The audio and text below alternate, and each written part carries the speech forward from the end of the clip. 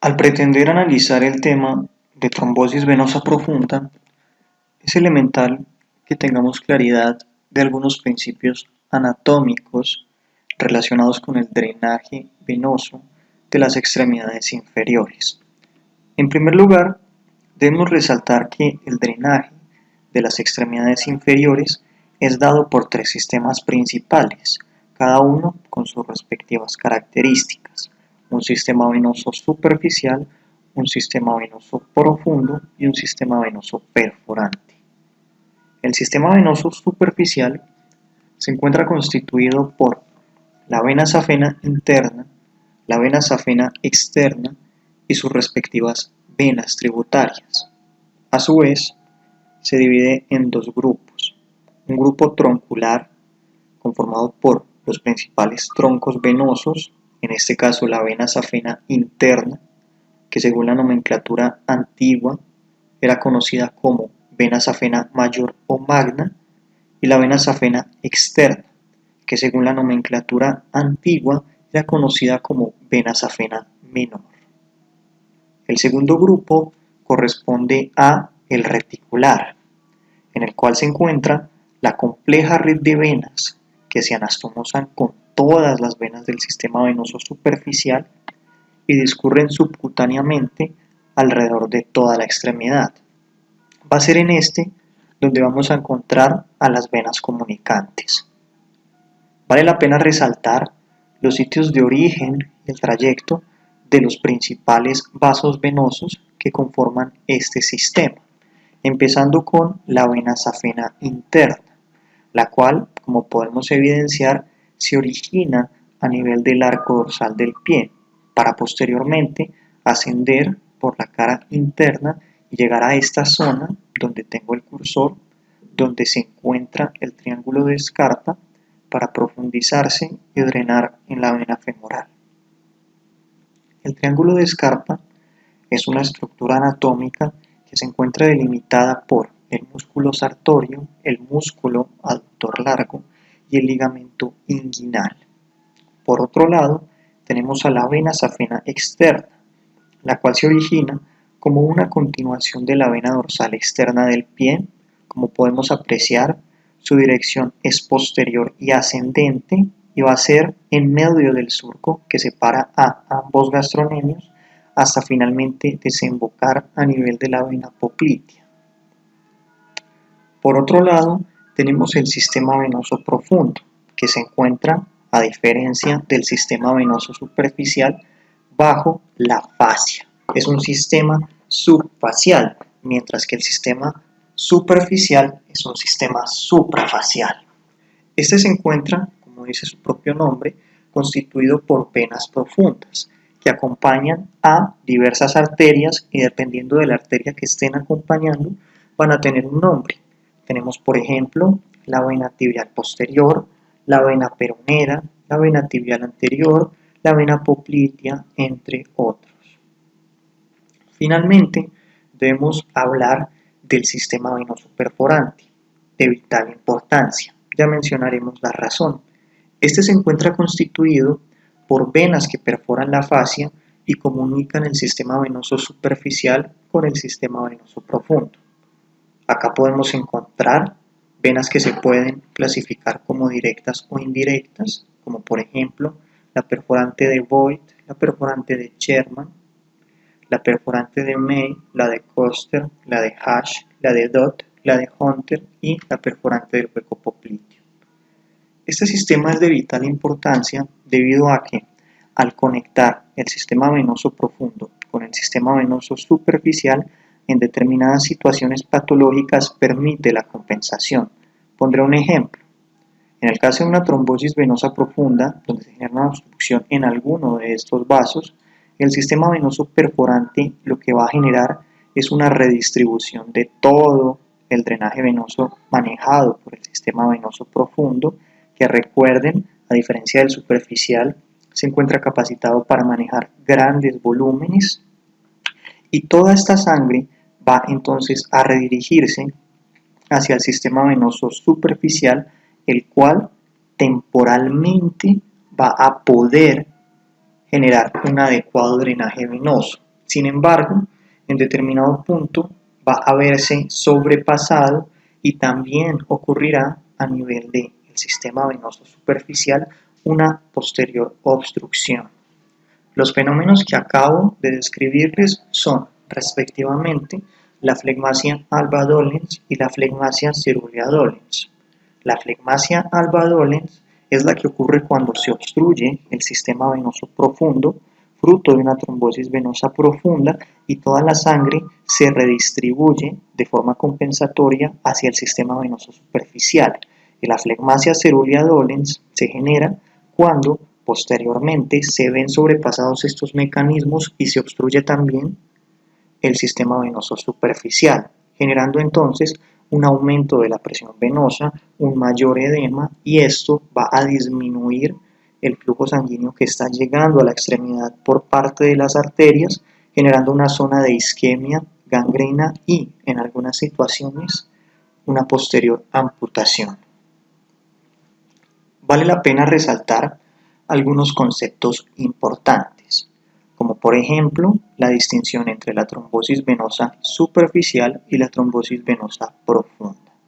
La trombosis venosa superficial es una oclusión aguda o crónica por material trombótico de uno o más segmentos del sistema venoso suprafacial, como habíamos enunciado previamente. La trombosis venosa profunda se refiere a un trombo venoso profundo que bloquea parcial o totalmente la luz del vaso venoso.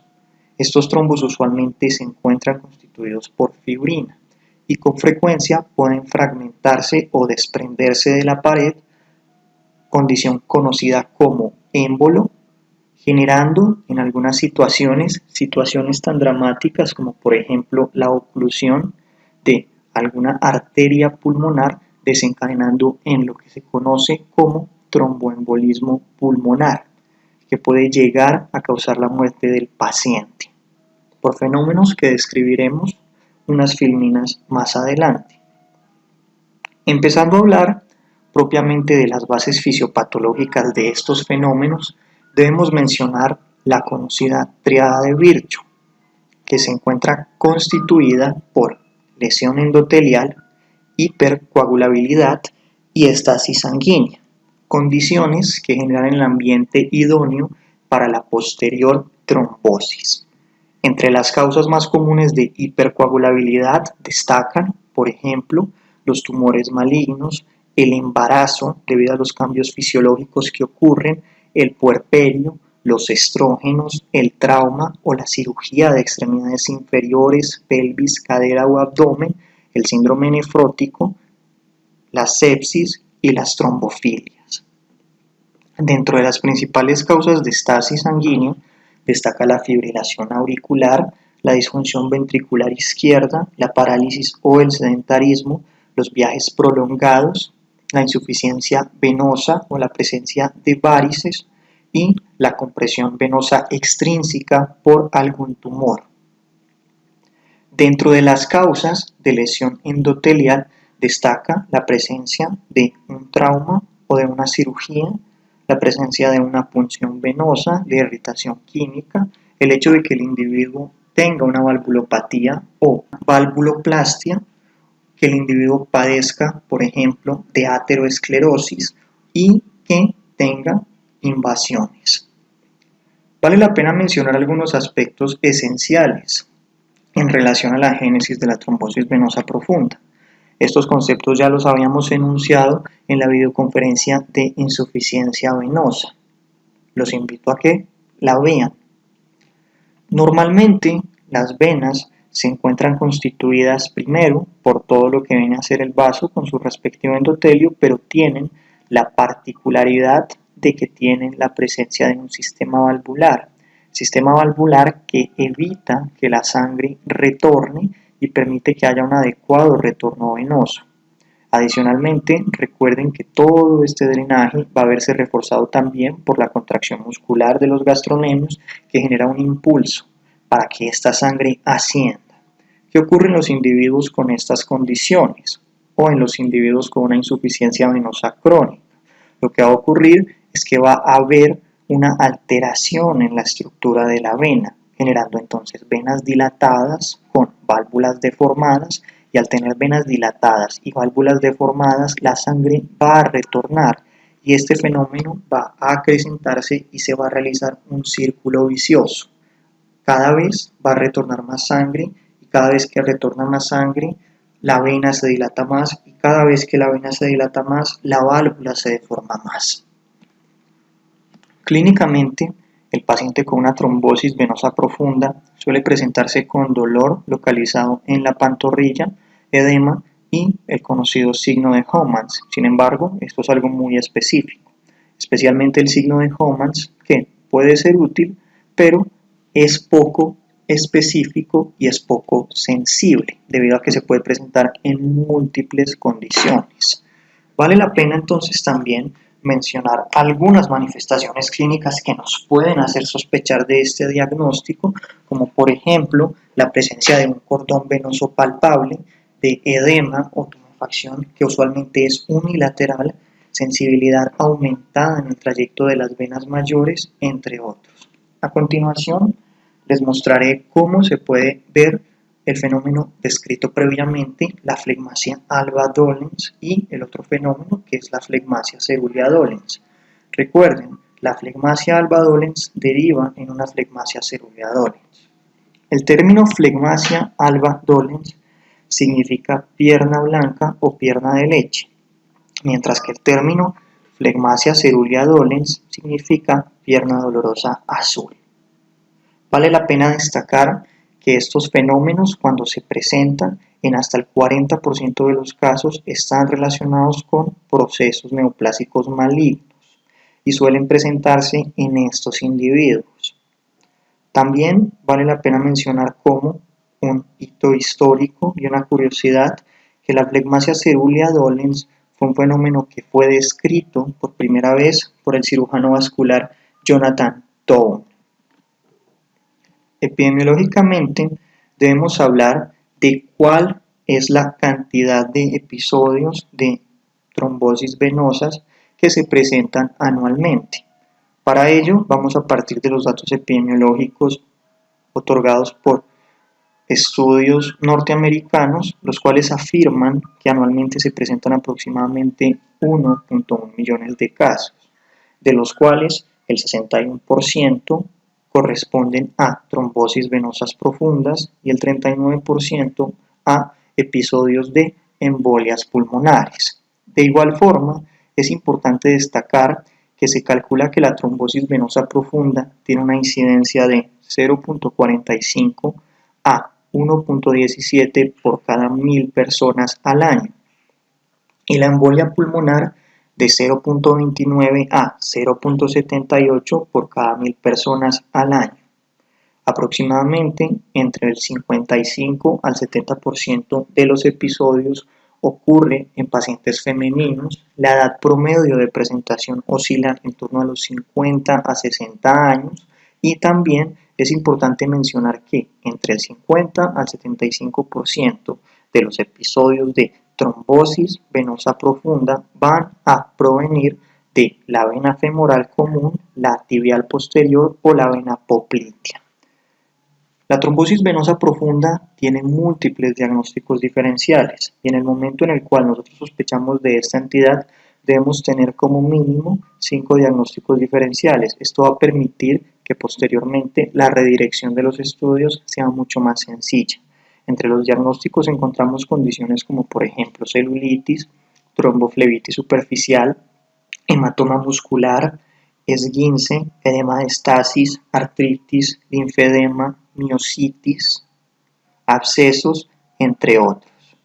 También existen múltiples factores de riesgo documentados para el desarrollo de episodios de trombosis venosa profunda y también de tromboembolia pulmonar. Por ejemplo, ser mayor de 40 años, tener una inmovilización mayor a 48 horas, haber cursado con un episodio de trombosis venosa profunda o tromboembolia pulmonar previamente, tener una insuficiencia venosa crónica, sufrir algún tipo de traumatismo o ser obeso.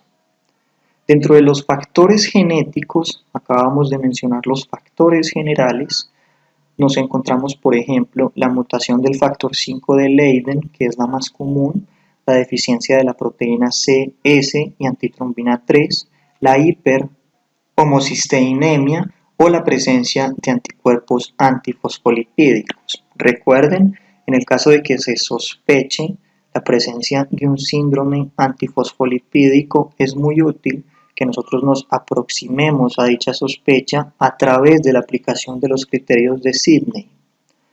Por otro lado, también existen factores farmacológicos, como por ejemplo anticonceptivos orales, quimioterapia, tamoxifeno, entre otros, situaciones médicas también que predisponen a el posterior desarrollo de estas condiciones, como por ejemplo neoplasias, infarto agudo de miocardio, insuficiencia cardíaca congestiva, síndrome nefrótico, quemaduras, enfermedad pulmonar obstructiva crónica, debido a el gran sedentarismo que genera, también algunas situaciones quirúrgicas, principalmente las que más aumentan el riesgo son las cirugías ortopédicas o las cirugías mayores. Algo importante a destacar es que aproximadamente 2/4 de los pacientes van a presentar 3 o más de los siguientes factores: inmovilización por más de 48 horas en el último mes, un ingreso hospitalario en los últimos 3 meses, una neoplasia maligna, un proceso infeccioso en los últimos 3 meses o el antecedente reciente de una hospitalización.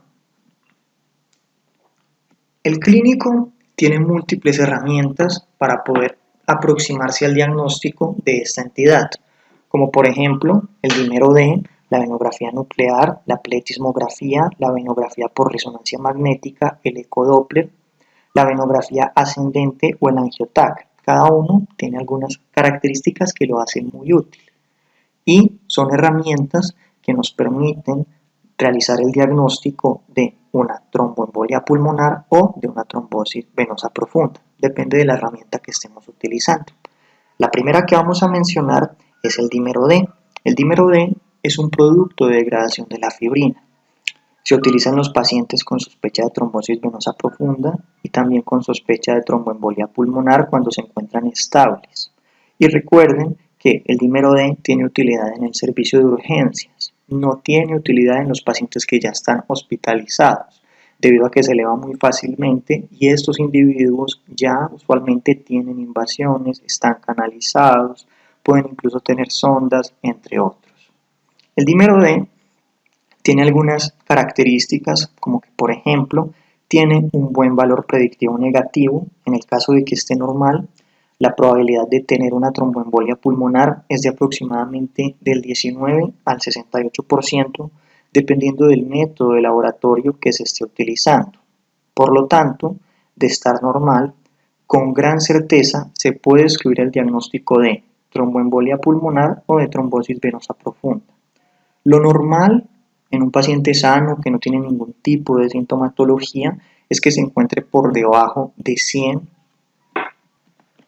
nanogramos por mililitro. Sin embargo, en el contexto del diagnóstico de una tromboembolia pulmonar o una trombosis venosa profunda, se considera que el dímero D es negativo cuando se encuentra por debajo de 500 nanogramos mililitro.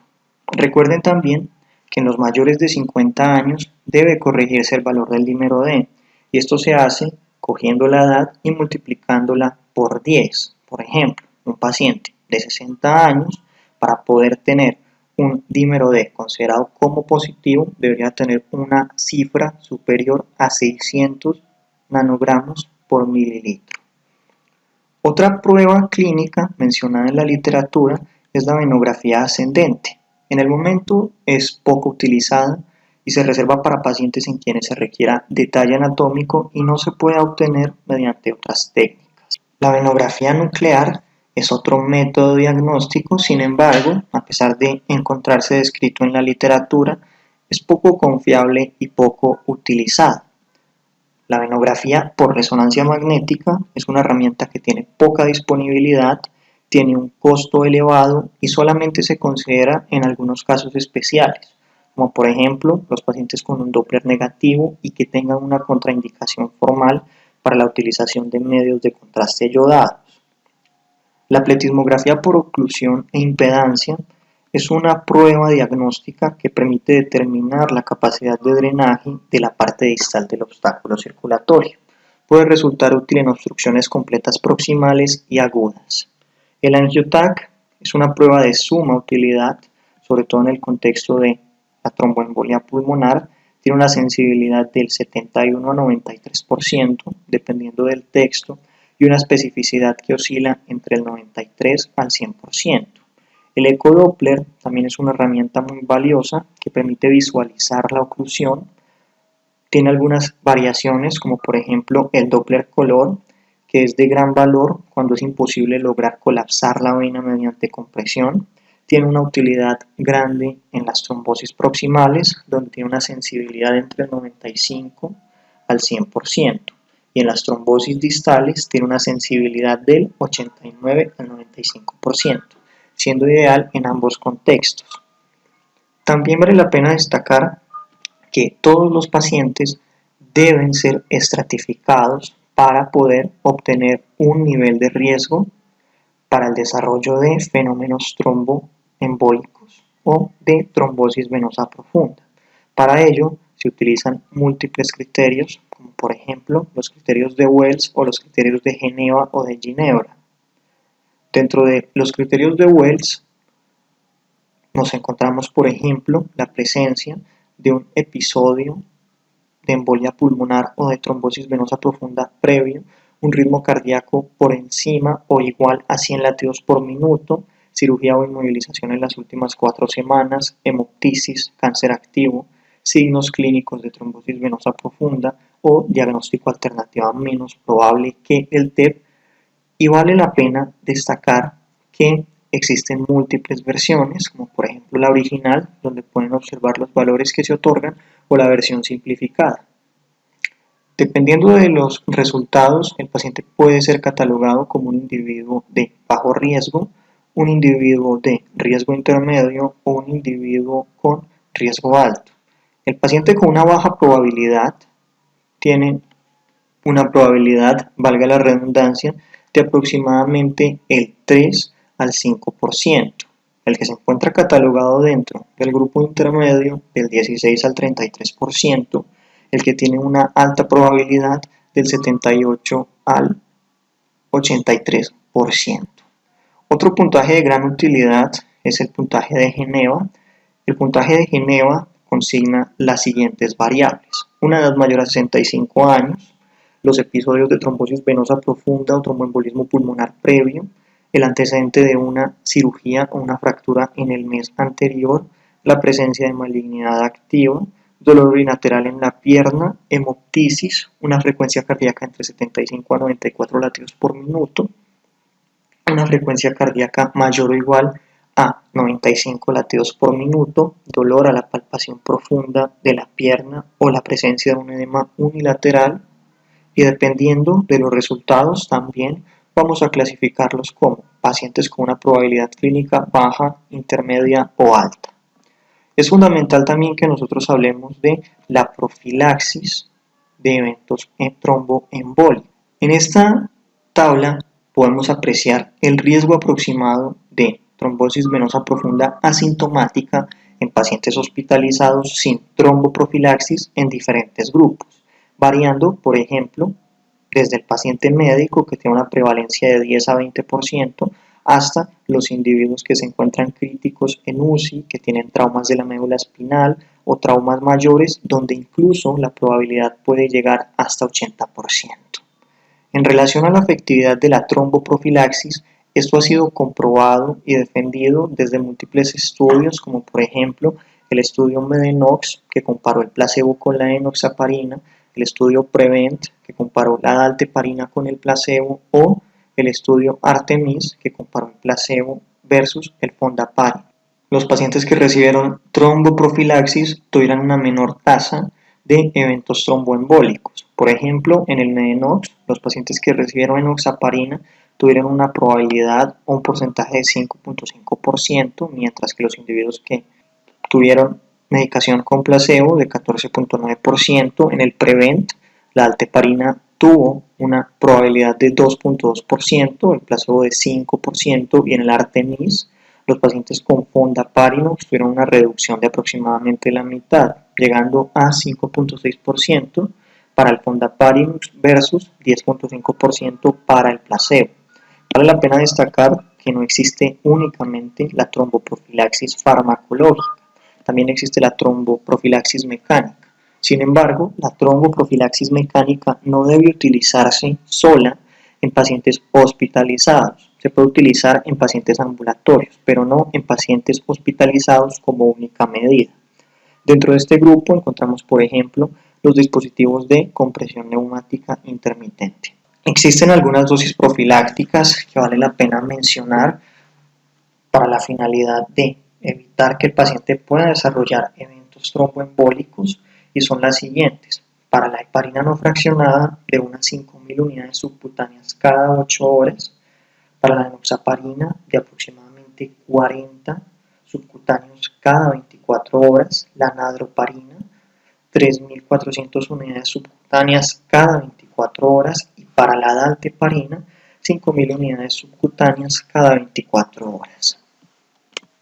A continuación, vamos a empezar a hablar de múltiples temas relacionados con la anticoagulación y la profilaxis de los pacientes con trombosis venosa profunda y también vamos a citar alguna información que es extraída de la guía de práctica clínica para la profilaxis, diagnóstico y manejo de la enfermedad tromboembólica venosa, escrita en el año 2010 por la Asociación Colombiana de Angiología y Cirugía Vasovascular. Recuerden entonces que todo paciente debe ser evaluado para los factores de riesgo de sangrado en el caso de que se vaya a iniciar tromboprofilaxis. ¿Y cuáles son esos factores de riesgo de sangrado? Primero, sangrado activo. Segundo, desórdenes adquiridos, como por ejemplo falla hepática. El hecho de que el paciente use corrientemente anticoagulantes, haya sufrido de una punción lumbar o epidural 4 horas antes, padezca de una enfermedad cerebrovascular aguda, tenga un conteo de plaquetas por debajo de 75.000, padezca de hipertensión arterial no controlada o que tenga desórdenes hemorrágicos congénitos, lo cual es raro. De igual forma, dependiendo del nivel de riesgo que nosotros nos encontremos para el desarrollo de una enfermedad tromboembólica venosa, nosotros podemos entonces hablar de si se recomienda utilizar profilaxis o no. En el paciente que tiene un nivel de riesgo bajo, que sería el individuo que es completamente móvil, si hablamos de la definición médica, si hablamos de la definición quirúrgica, sería el contexto de una cirugía en un paciente móvil, una cirugía menor. Estaríamos hablando de que este sería un paciente que tiene un riesgo de un fenómeno embólico menor al 10%. La recomendación en este contexto es no utilizar profilaxis. En el paciente con un nivel de riesgo moderado, que se refiere a el reposo o la enfermedad importante o el hecho de que vaya a ser sometido a una cirugía general, ginecológica o urológica, ya el riesgo va a aumentar y se va a encontrar en aproximadamente un 10 a un 40%. En este contexto, se recomienda brindar heparinas de bajo peso molecular a la dosis recomendada, Fondaparinux o heparinas no fraccionadas. En el paciente que tiene un riesgo alto, por ejemplo, porque ha sufrido un trauma de médula espinal o va a ser sometido a cirugías ortopédicas, que son las que confieren mayor riesgo, hablando de una probabilidad de aproximadamente 40 a 80%, la recomendación va a ser otorgar heparinas de bajo peso molecular, heparinas no fraccionadas, Fondaparinux o warfarina para poder obtener un INR de entre 2 a 3. En los pacientes que tienen un riesgo de sangrado moderado o alto, se recomienda que la tromboprofilaxis se haga no con métodos farmacológicos, sino con métodos mecánicos. En relación al tratamiento de la trombosis venosa profunda propiamente dicha, existen múltiples métodos. Primero, la anticoagulación. Segundo, las medidas de soporte con gradiente. Tercero, los medicamentos trombolíticos, la trombectomía y los filtros de vena cava. Entonces, primero, antes de poder brindar un tratamiento, siempre se tiene que evaluar si el trombo es distal o es proximal. Debemos también recordar que el 90% de las embolias pulmonares van a tener un origen a nivel proximal. También es fundamental que nosotros miremos si el paciente se encuentra asintomático o asintomático. Dependiendo de la ubicación del trombo, se va a decidir si se utiliza terapia anticoagulante o no. Por ejemplo, en el contexto de los pacientes con una trombosis venosa proximal, debido a que, como enunciamos, el 90% de los episodios de tromboembolismo pulmonar derivan de una trombosis venosa profunda proximal, siempre va a indicarse la terapia anticoagulante. En los pacientes asintomáticos que tienen una trombosis venosa, no va a ser necesaria la terapia con anticoagulación en todos los casos. Podría utilizarse, y en este grupo, que son los pacientes que tienen una trombosis venosa distal y están asintomáticos, existe controversia, debido a que algunos autores recomiendan su uso, mientras que otros discrepan. Lo que sí se tiene claro es que si el paciente es sintomático, independientemente de que el trombo sea distal o proximal, lo más recomendado es emplear la terapia de anticoagulación. Sin embargo, en el grupo de los pacientes sintomáticos con trombos distales, existen algunas situaciones especiales donde no necesariamente se va a anticoagular, como por ejemplo los pacientes que tienen una trombosis menor en las venas musculares, los pacientes que tienen niveles negativos de dímero D, los individuos que tienen síntomas menores o los pacientes que no tienen riesgo de extensión.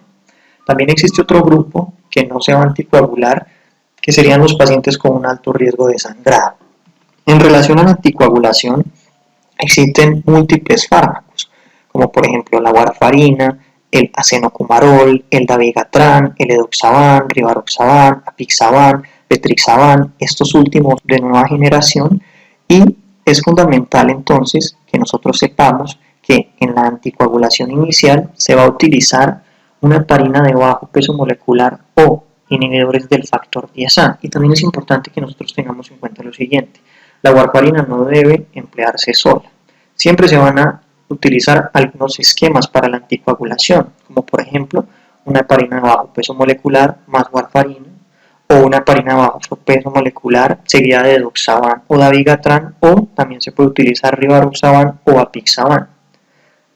Usualmente el esquema inicial de tratamiento va a ser el que va a continuar usándose por el tiempo que sea necesario, y esto va a variar dependiendo del paciente. Por ejemplo, en los individuos que tienen un primer episodio de una trombosis venosa profunda, usualmente el tratamiento tiene una duración de 3 a 6 meses. En los pacientes que tienen un cáncer o un síndrome antifosfolipídico, la duración de la anticoagulación es de 12 meses.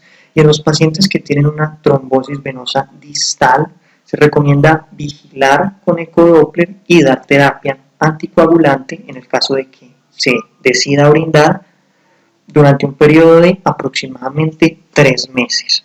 Otras terapias que también se describen en la literatura son, por ejemplo, la trombectomía y la terapia trombolítica, sobre todo en la flegmasia cerúlea dolens, en la trombosis venosa profunda iliofemoral masiva o en el fracaso de la anticoagulación terapéutica. También otra terapia que se puede encontrar dentro de los textos es el filtro de la vena cava, que se utiliza principalmente en episodios recurrentes. El filtro de la vena cava es este dispositivo que pueden apreciar acá, que tiene unos ganchos y esos ganchos permiten la extracción del trombo.